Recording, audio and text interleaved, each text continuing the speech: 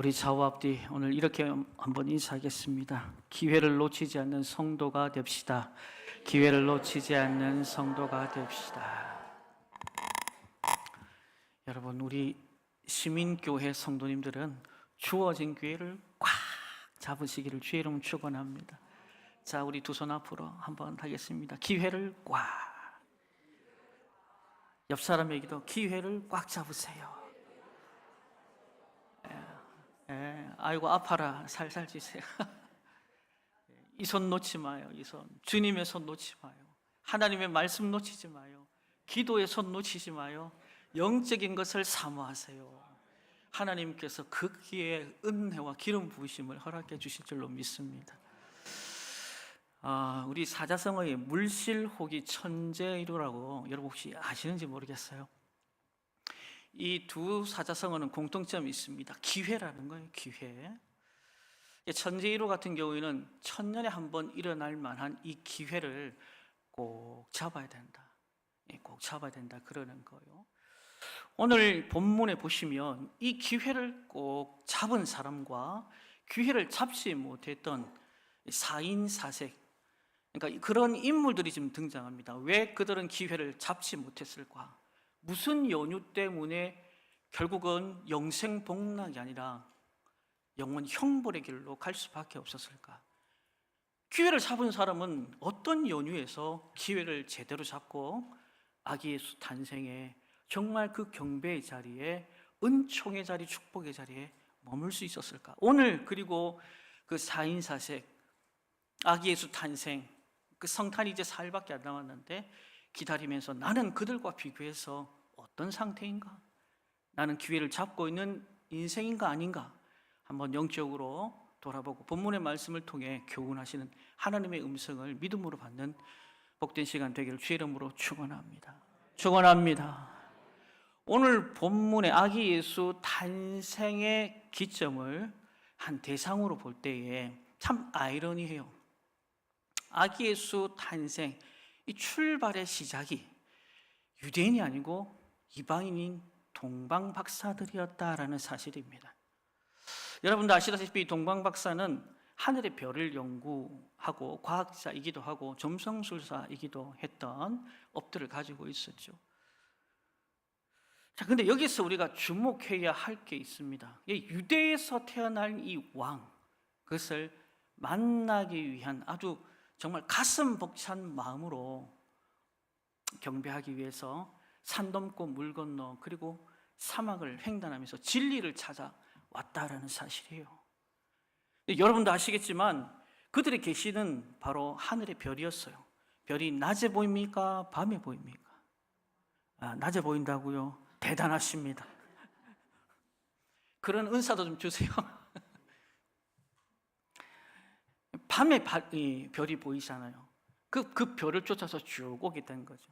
페르시아에서 예루살렘까지 약 2,500km가 되는데 서울과 부산 거리가 한 450km 됩니까? 여러분 머릿속으로 환산이 될 것 같아요. 그렇게 낮이면 쉬고 쉰다고 아무것도 안 하는 것이 아니라 가야 할 길, 그리고 그 별의 움직임들을 다시 한 번 더 점검하고 또 저녁이 되면 그 별을 보면서 움직임을 쫓아 한 걸음 한 걸음, 그것이 어디인지 모르지만 움직이기 시작합니다.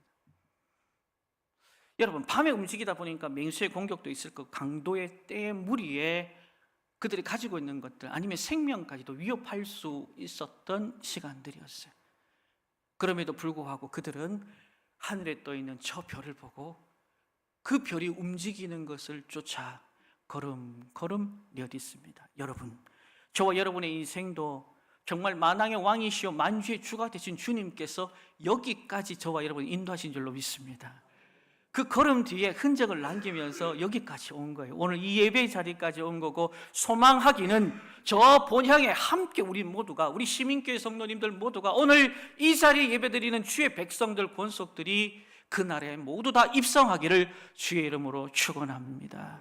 축원합니다. 그렇게 해서 드디어 그들의 걸음이 바로 이 이스라엘 땅 예루살렘 지역에 멈추어 서게 됩니다. 오늘 스토리는 그 시대로 우리가 돌아가서 오늘 2절과 3절 오늘 스토리가 어떻게 진행이 되는지 한번 보도록 하겠습니다. 함께 읽습니다. 시작. 유대인의 왕으로 나시니가 어디 계시냐? 우리가 동방에서 그의 별을 보고 그에게 경배하러 왔노라 하니 헤롯 왕과 온 예루살렘이 듣고 소동한지라. 아멘. 이 동방의 박사들이 와서 예루살렘에 거기에 거주하고 있는 사람들에게 묻습니다. 유대인의 왕이 났느냐? 어디 계시냐? 경배하러 왔다라는 거예요. 그런데 그 이야기를 들으니 너무너무 놀란 거예요. 그 당시 유대 헤롯이 왕이었고, 근데 다시금 유대인의 왕이 태어났다? 하늘에 해가 두 개 있을 수 없잖아요. 너무 충격적인 메시지였어요. 여기저기에서 고을과 마을에서 막 시끌벅적한 거예요. 결국은 신하들을 통해서 그 귀에 헤롯이 귀에 들려줍니다. 긴급회의를 합니다. 긴급회의. 요즘 보니까 이재명 대통령께서 국무회의 하는데 생방송을 이렇게 녹화방송이든 뭐 이렇게 보여주고 계시던데 다들 듣는 거죠. 근데 헤롯 입장에서는 그 이야기가 달가울 수만은 없어요. 그러나 중요한 사실이 있습니다. 헤롯 왕에게 천재이루, 정말 천년에 한 번 있을 만한 이 기회가 자기에게 주어졌다라는 사실이에요. 근데 그 기회를 그는 어떤 입장으로 보고 있느냐, 취하고 있느냐, 기회를 잡은 것이 아니라 기회를 발로 걷어차더라라는 거예요. 여러분 한번 생각해 보세요. 본인이 왕이에요. 유대의 왕이란 말이에요. 그런데 유대의 왕이 어디 계시냐 묻는 거죠. 아마 여러분도 아시겠지만 이 헤롯 왕은 에돔 사람이잖아요. 그러니까 유대인들의 환심을 사기 위해서는 그들의 필요에 항상 민감해야 돼요. 그래서 성전 짓는 것, 그리고 세금을 감면해 주는 것, 그리고 자기가 가지고 있었던 것들을 로마 치하에 있다 보니까 어쨌거나 그들의 배고픔 속에 거하지 않도록 살펴가는 것이 또 그의 급선무였어. 그렇게 하다 보니 마음이 거기로 잘 움직이기 시작하는 거죠. 그러나 사내들인 이 고위원들을 없애기 위해서 실질적으로 법정위원들을요 한 300명가량 그냥 생명을 앗아가는 행위도 서슴지 않게 행했던 사람이기도 해요. 뿐만 아니라 장모나 아니면 자녀들에게 목에 칼 대는 것은 아주 그냥 일반적인 행동이었고, 동생의 철을 겁탈하는 것도 윤리 도덕적으로 성품 자체가 온전치 못한 왕이기도 했어요. 그런 그에게 갑자기 2절에 소동이 드러났어요. 소동이 드러났어요. 그러니까 이게 예루살렘에 있는 많은 사람들의 마음을 움직이기 시작하니까 헤롯 왕 입장에서는 마음이 편할까요? 불편할까요? 편할까요? 불편할까요? 불편하겠죠. 자기가 유대인의 왕인데 유대인의 왕이 어디 있느냐, 이런 소문이 백성들의 마음을 그냥 움직이기 시작한 거예요. 이 소식의 출처를 동방의 박사인 것들을 알고 결국 그들을 은밀히 데리고 옵니다. 그리고 이야기가 시작이 됩니다. 우리 7절 8절인데요 함께 읽습니다. 시작. 이에 헤롯이 가만히 박사들을 불러 별이 나타난 때를 자세히 묻고 베들레헴으로 보내며 이르되 가서 아기에 대하여 자세히 알아보고 찾거든 내게 고하여 나도 가서 그에게 경배하게 하라. 아멘. 여기 7, 8절만 딱 떼놓고 보면 헤롯 왕이 마치 탄생하실 아기 예수 메시아 그분에게 경배할 것처럼 아주 선하게 묘사되어 있어요. 그러나 그렇지 않습니다. 그 속으로는 딴 생각을 품고 있는 거죠. 내가 왕인데 어찌 하늘에 해가 두 개 같이 뜰 수 있냐. 너무너무 기가 막힌 거예요. 그래서 여러분 눈이 닫히면요 인간의 생각이 판단이 흐려지기 시작합니다. 그때는 아무도 못 막아요. 여러분 소망하기는 여러분의 눈이 닫힌 눈이 열려지길 주의 이름으로 축원합니다. 닫힌 귀가 열려지길 주의 이름으로 축원합니다.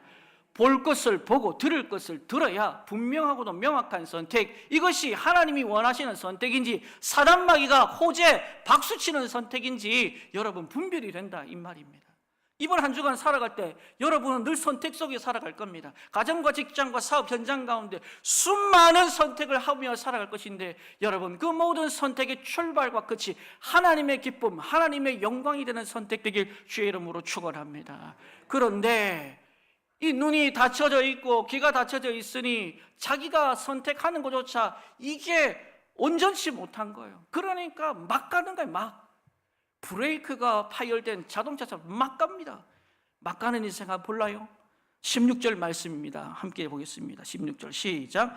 이에 헤롯이 박사들에게 속은 줄을 알고 심히 노하여 사람을 보내 베들레헴과 그 모든 지경 안에 있는 사내 아이들을 박사들에게 자세히 알아본 그때를 표준하여 그 아래로 다 죽이니. 아멘. 여러분, 사단 마귀가 와서 이 땅 가운데 사역하는 목적이 뭔지 아세요? 모든 생명을 죽이는 겁니다. 그러나 여호와 하나님은 생명을 살리기 위해 이 땅에 오신 줄로 믿습니다. 이 일이 얼마나 육적인 일인지 여러분 알겠지요? 로마서 8장 5절 6절 7절에 보면 뭐가 됐습니까? 육신을 따르는 자는 육신의 일을, 영을 따르는 자는 영의 일을 생각하는, 육신의 생각은 사망이요 영의 생각은 생명과 평안이다. 이 육신의 생각이라는 게요, 하나님과 대적, 등진다 이 말이에요. 그래서 하나님의 법도 따르지도 못하게 한다 이 말입니다. 눈이 가리니 이 육적인 선택과 판단에 생명이 귀하고 소중한지도 몰라요. 여러분 정말 무서운 겁니다. 그에게 주어진 기회도 발로 뻥 차버리고 아기 예수가 곧 받아야 할 그 모든 경배를 자기가 다 받으려고 하니 얼마나 안타까운 인생인지 몰라요. 여러분, 이 헤롯의 인생을 보면서 나는 아니겠지, 눈이 가려지면 지금 가지고 있는 것, 자기에게 필요한 것, 그게 권력이고 그것을 내가 붙들기 위해서 몸부림치려고 하는 오늘 전형적인 인간, 사단 마귀의 생각들이 집요하게 담겨져 있는 헤롯을 볼 수 있습니다. 여러분, 헤롯과 같은 인생 살기를 원하십니까? 눈이 닫혀져서 이런 생명을 살리고 생명을 세우는 일에 집중해야 될 저와 여러분의 인생이 어찌 이렇게 곁길로 가면 되겠습니까?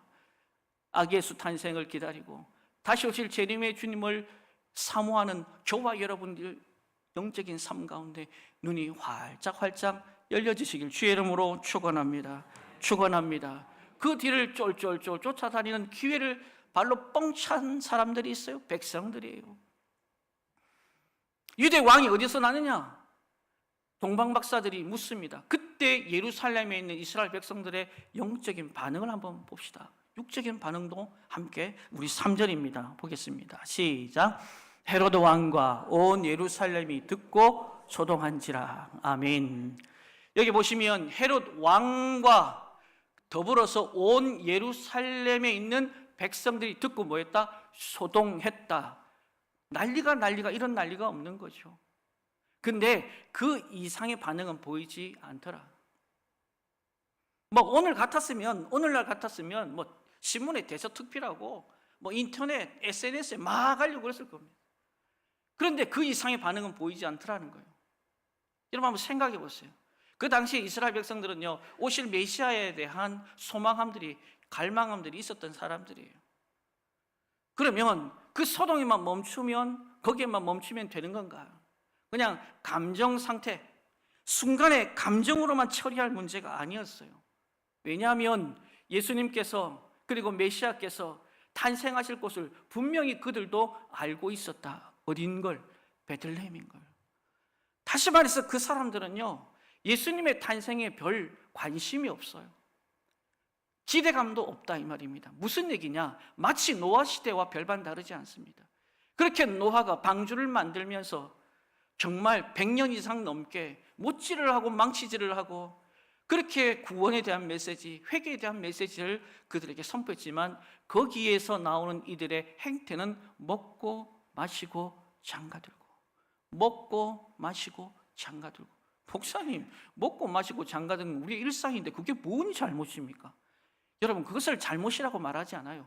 먹고 마시고 장가들고, 먹고 마시고 장가들고, 육신의 정욕, 안목의 정욕, 이생의 자랑에 매여있던 그들은요, 어느새 메시아 탄생에 대한 무관심으로 그냥 일상에 집중하는 어리석은 다섯 처녀와 같은 그런 삶의 현주소가 오늘 동방박사를 만나면서도 이루어지고 있다 이 말입니다. 여러분, 저 성전 너머에는요, 이 성탄절을 어떻게 기억합니까? 그냥 만나서 즐기는 날로 기억합니다. 여러분께 한번 묻습니다. 성탄절이 어떤 날입니까? 옆 사람에게 한번 물어보세요. 성탄절이 어떤 날입니까? 성도님 한번 물어보세요. 성탄절이 어떤 날인가 물어보라고. 물어보라니까, 아이고 목사님 먹고 마시고 즐기는 날이지 뭐. 아이고 얼마나 즐겁다고. 세상 사람들도 먹고 마시고 즐기고 먹고 마시고 즐기고. 우리 주님이 일용할 양식에 대해서 여러분 거부한 게 아니에요. 먹고 마시고 즐기는 것 전에 이 성탄의 의미를 우리가 잊지 말아야 됩니다. 이 땅 왜 오셨냐? 오셔서 무슨 일을 하셨냐? 그리고 나는 그 은혜를 입고 복음 안에 살면서 나는 그 성탄의 의미를 오늘 이 시대에 재해석하고 복음 안에서 내 가정과 직장과 삶 속에 하나님의 나라와 뜻을 이 성탄의 의미와 부합하게 잘 이루어가고 세워가고 있는가? 그렇지 않다면 그 당시에 이스라엘 백성들하고 우리는 별반 다르지 않습니다. 이들이 눈이 닫혀버리니 그냥 먹고 마시고 즐기는 예수의 탄생, 메시아의 탄생에 대해 별 관심 없는 영적인 무지 속에 그들이 머물게 되더라. 마치 경종과 같은 메시지였어요. 유대인의 왕, 유대인의 왕 분명히 오신다고 하셨고, 그런데 여전히 그 이야기가 마치 노아 시대 때 돌아오라 돌아오라 돌아오라 100년 넘게 망치질하고 못질하고 그들에게 목소리 높여 외쳤지만 그들은 듣고 싶은 것만 듣습니다. 혹여나 우리는 그렇지 않습니까? 저는 오늘 여러분에게 중요한 질문을 드리고 싶습니다. 여러분, 예수님의 탄생이 여러분의 인생, 여러분의 삶에 어떤 영향을 미치고 있습니까? 주님은요, 우리를 구원하시기 위해 이 땅에 오셨습니다. 별 관심이 없어요. 그런데도 그분은 달라요. 왜? 하나님의 형상대로 지음받은 나의 사랑하는 존재들이다 이 말이에요. 이들이 행복한 삶을 살기를 원한다 이 말이에요. 그런데 사단마귀에 이끌려서 눈이 가리워져서 오실 메시아에 대한 기대도 없고 소망도 없고 그냥 먹고 마시고 즐기는 그 인생 속에 살아가는 것이 너무너무 안타깝더라 이 말입니다. 그래서 그분은요, 한 가정을 통해 내가 너희를 얼마나 사랑하는지, 널 향한 나의 사랑이 어떤지 보여주시기로 작정하신 거예요. 누가복음 2장 6절로 7절에 보면 한 가정이 등장을 합니다. 함께 보도록 하겠습니다. 시작. 거기 있을 그때에 해산할 날이 차서 첫 아들을 낳아 강보로 싸서 구유에 뉘었으니 이는 여관에 있을 곳이 없음이러라. 아멘. 그 역사적인 사실과 그 사랑을 우리에게 가르치기 위해서 한 가정을 택했고 그 가정에 한 여인을 택했고 이들이 결국은 호적을 위해서 베들레헴으로 다시금 오릅니다. 많은 사람들이 호적을 위해서 올라왔은지라 뭐 베들레헴이라는 지역이 그 마을이 크진 않아요. 여기저기서 온 사람들도 많고 지금 사랑하는 아내가 출산을 하려고 하는데 요셉이 발을 동동동동 구릅니다. 방 있습니까? 방 있습니까? 여러분, 주님께서 여러분에게 방 있습니까? 물어주실 때 여러분 꼭 준비된 방 내어드시기를 주의 이름으로 축원합니다. 내어드리세요. 내가 오늘 너와 함께 하겠다. 아니요 잠깐만요. 오늘 말고 다음 주에 그 다음 달에 그냥 좀 주님은요 당장 여러분의 그 빈방 속에 찾아오셔서 교제하고 싶은 거예요. 대화하고 싶은 거예요. 자꾸 물리치지 마요. 왜 주님을 자꾸 짝사랑하게 만듭니까? 우리 함께 서로 사랑할 수 있도록 늘 빈방 내어드리는, 그리고 주님을 모셔서 영적인 교제가 있어서 여러분의 눈에 비늘이 벗겨지고 새로운 세상이 보이고 주님의 보여주신 그 세상 가운데 분별 판단할 때 하나님의 기쁨 자랑이 되는 귀한 사역의 열매가 맺어지길 주의 이름으로 축원합니다. 축원합니다. 자꾸 찾은 게요 마구간이에요. 그래서 거기에서 구유가 뭡니까? 소나 말의 밥통 아닙니까? 거기에다 강보에 쌓인 예수님을 딱 둡니다. 옆집으로 달려가가지고 물을 좀 데펴옵니다. 아내도 수발해야 되고 애기도 낳았으니 씻겨야 되고. 이것이 예수님이 세상 오셨을 때 태어난 장면이고 장소였다. 여러분, 이 장면을 한번 머릿속에 그리시면서 한번 생각해 보세요. 도대체 내가 뭔데? 벌레만도 못한 지옥의 장작더미만한 그런 인생이 내가 뭔데 그분이 오셔야 됐나? 왜 하늘 영광 보좌 지키시면 되고 다스리고 통치하시면 되는데 왜 이 낮고 낮은 이 땅에 여인의 몸을 빌려서 말밥통에 태어나셔야 했나? 그것은 저와 여러분을 향한 변함없는 사랑을, 죄에서 구속하실 그 은혜를 보여주시기 위한 하나님의 철저한 계획인 줄로 믿습니다. 요한복음 3장 16절, 여러분 잘 아는 말씀입니다. 하나님이 세상을 이처럼 사랑하사. 여러분, 사도 요한은요, 이처럼이라는 단어, 사랑을 하는데 우리를 표현할 길이 없어. 언어로, 인간 언어로 표현할 길이 없어. 영어에도 보면 beyond description 이래요. 형용할 수 없는 날 향한 하나님의 그 사랑. 그 사랑이 오늘 나에게 임하고, 그 사랑이 오늘 나를 붙들고, 그 사랑이 오늘도 나로 하여금 일어서게끔 만들고, 하나님을 보게끔 만들고, 그럼에도 하나님을 찬양하게끔 만들기 위한 하나님의 계획하심인 줄로 믿습니다.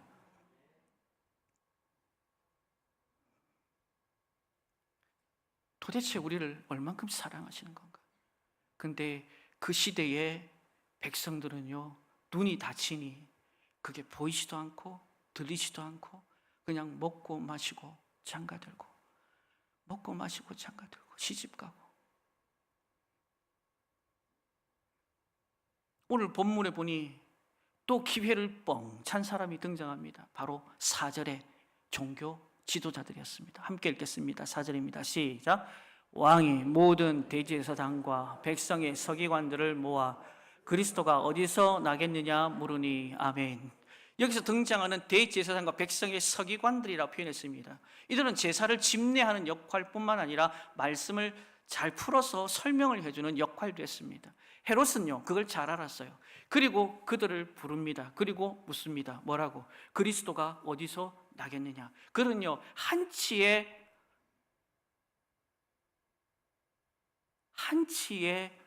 생각을 거르지도 않고 바로 이야기합니다. 일사천리로 미가서의 말씀을 오늘 본문에 보니까 5절과 6절에 이렇게 인용해서 이야기를 합니다. 함께 읽겠습니다. 시작. 이르되 유대 베들레헴이오니 이는 선지자로 이렇게 기록된 바 또 유대 땅 베들레헴아 너는 유대 고을 중에서 가장 작지 아니하도다. 내게서 한 다스리는 자가 나와서 내 백성 이스라엘의 목자가 되리라 하셨습니다. 아멘. 여러분, 대제사장과 서기관들은 얼마나 해박한 지식을 가지고 있는지 몰라요. 그 뚜껑을 열어보니까 얼마나 위선적인지 몰라요. 여러분, 잘 알아야 됩니다. 성경은 잘 아는데 삶이 없었다라는 거예요. 성경은 잘 아는데 삶이 없었더라. 우리는 기억해야 됩니다.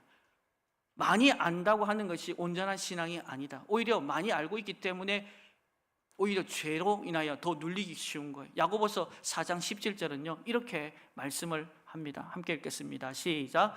그러므로 사람이 선을 행할 줄 알고도 행하지 아니하면 죄니라. 아멘.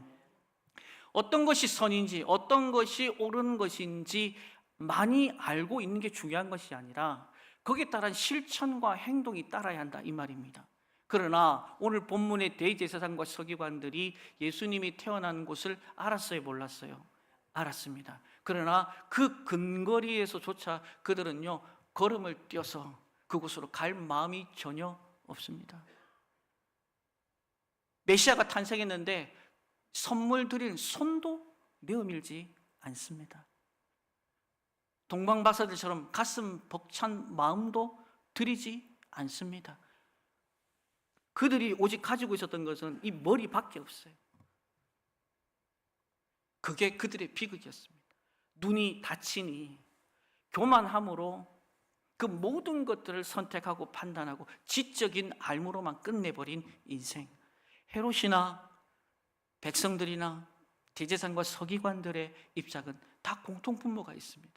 눈이 가려진 그 눈 사이에 본인들의 선택과 결정이 결국 메시아가 탄생했음에도 불구하고 그 근거리에 있는 메시아에 대한 어떤 행동도 취하지 않더라. 그런데 놀라운 사실이 있어요. 기회를 부여잡은 천재이루, 기회를 부여잡은 그 한 부류가 있었습니다. 그들이 바로 동방박사였습니다. 이 동방박사들의 가장 특이한 점은 따라합시다. 영적으로 눈이 열려졌다. 여러분, 되게 중요한 거예요. 영적으로 눈이 열려져야 그 판단과 결정이 궁극적으로 본인에게도 유익이지만 하나님께 영광이 될 줄로 믿습니다. 눈이 열려지는 삶은요, 어떤 태도를 보이는지 아세요? 우리 2절과 11절에 함께 읽을 텐데 공통 분모를 찾아내 보세요. 시작. 유대인의 왕으로 나신 이가 어디 계시냐? 우리가 동방에서 그의 별을 보고 그에게 경배하러 왔노라 하니 집에 들어가 그의 어머니 마리아가 함께 있는 것을 보고 엎드려 아기께 경배하고 보배합을 열어 황금과 유향과 모략을 예물로 드리니라. 아멘. 여러분, 2절과 11절에 공통적으로 나오는 단어가 뭘까요? 눈이 열린 사람은 달라요. 이 경배라는 단어예요. 이 경배가 원어본 프로스퀴네스라고 바로 예배라는 단어와 같이 사용되고 있습니다. 존경과 경의를 표현할 때 몸을 납작 엎드려뜨리는 행위, 이거는 하나님께만, 신께만, 참 진리인 신께만 행동하는 프로스케네요. 이들이 이 단어를 지금 쓰고 있다 이 말이에요. 여러분, 이 경배라는 단어는요, 성경 곳곳에서 사용되고 있습니다. 우리 예수님께서도 마태복음 4장에 보면 성령에 이끌려서 광야에서 시험을 받습니다. 세 번째 시험이 뭡니까?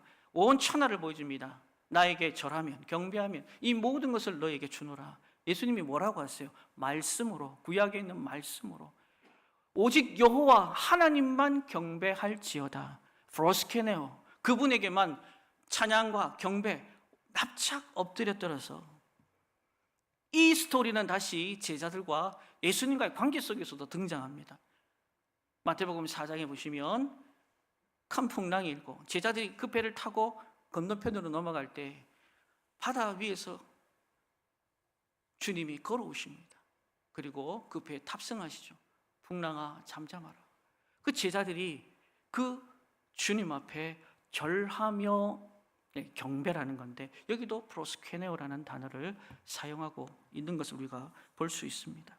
이렇게 사람들은 예수님을 하나님의 아들로 여길 수밖에 없는 일을 접할 때마다 그런 예수님께 그런 경배, 예배를 드렸다 이 말입니다. 여러분, 영적인 눈이 열리기를 주의 이름으로 축원합니다. 우리의 삶에, 우리의 인생에 이 모든 것들을 관장하고 다스리는 하나님에게만 우리의 진정한 경배 그리고 예배가 늘 이루어지길 주의 이름으로 축원합니다. 그들은요, 이 예배에 무엇까지 포함하냐면 빈손으로 나오지 않더라, 예물도 준비하더라. 우리 11절 말씀입니다. 시작.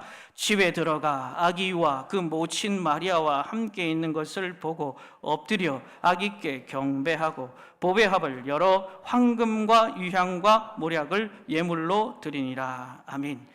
황금, 유향, 모략, 그 당시에 가장 존귀하고 귀한 것들을 준비해서 유대의 왕 메시아 대신 그분 앞에 올려드립니다. 2500km나 되는 그 먼 거리를 좀 더 편안하게 그들은 올 수도 있었습니다. 가진 것 다 이렇게 나누면서. 그러나 자신들을 위해 쓰지 않더라 이 말입니다. 마치 향유옥합을 깨뜨려 우리 주님께 부었던 한 여인처럼 그의 인생에 있어서 가장 귀한 거였어요. 여러분, 주님이 저와 여러분을 구원하신 줄로 믿습니다.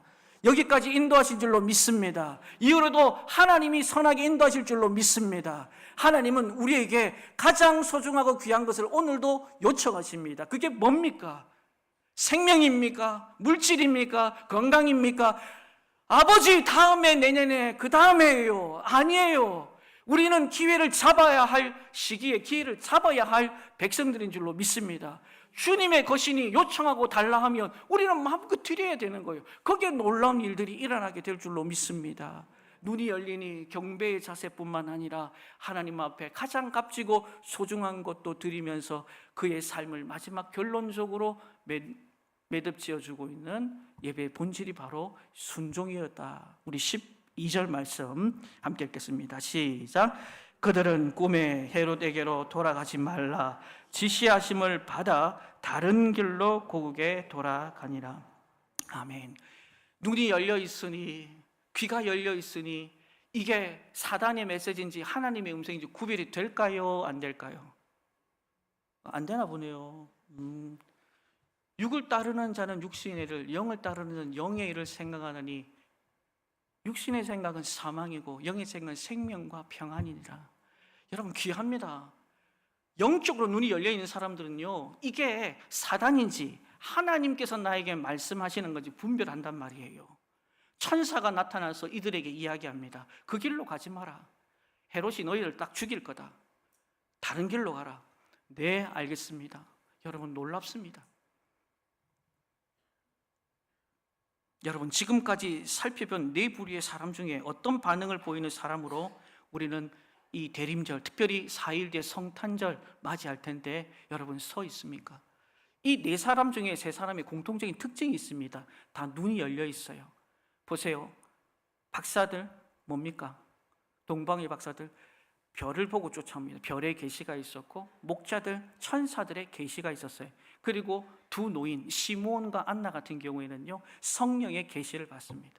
영적으로 눈이 열려 있는 사람과 닫혀 있는 사람들은요, 출발 자체가 달라요.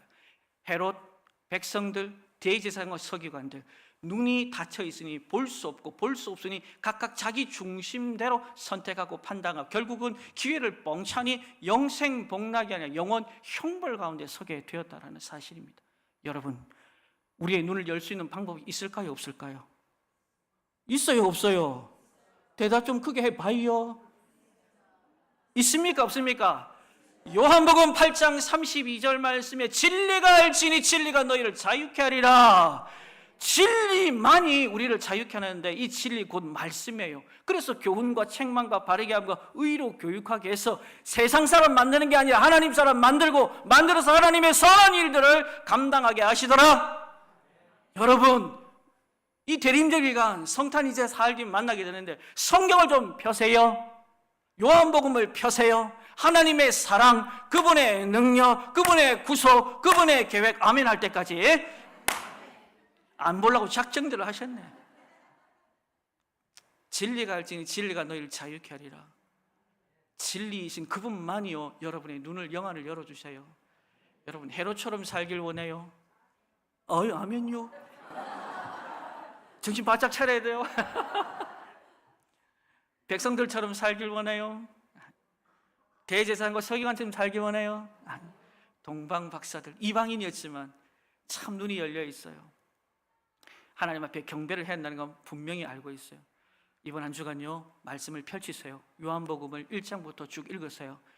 그분이 어떻게 이 땅에 오셨는지, 그분이 어떤 분이신지, 날 향한 어떤 계획들을 가지고 계시는지 우리는 그분을 만나게 되면서 눈이 열리게 될 줄로 믿습니다.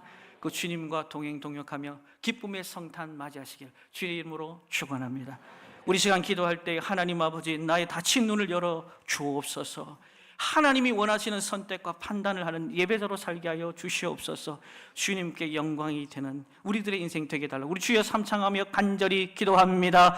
주여, 주여, 주여. 할렐루야, 할렐루야. 살아계신 하나님을 찬양합니다. 하나님, 대림절 네 번째 주일을 맞이했습니다. 하나님 아버지, 그러나 우리가 헤롯처럼 백성들처럼 그리고 대제사장과 서기관들처럼 눈이 닫혀지고 하나님 아버지의 음성을 듣지 못해서 하나님 아버지 성탄을 맞이하는 우리들의 삶이 오히려 그들의 모습과 일반 하나님 동일하지는 않습니까? 하나님, 우리의 눈을 열어 주시옵소서. 진리가 알지니 진리가 너희를 자유케 하리라. 하나님의 말씀을 묵상하고 주님과의 영적인 교제를 통해서 교훈하시고 책망하시고 바르게 하고 의로 결게 하여서 하나님 아버지 진리가 우리를 자유케 하시는 놀라운 애 속에 서게 하여 주시고 예배자로 살게 하여 주시고 성탄의 참 의미를 우리가 깊이 있게 깨닫고 세상 사람들과 함께 나누며 주의 복음 증거하는 믿음의 권속들이 다 될 수 있도록 주님 은혜를 베풀어 주옵소서.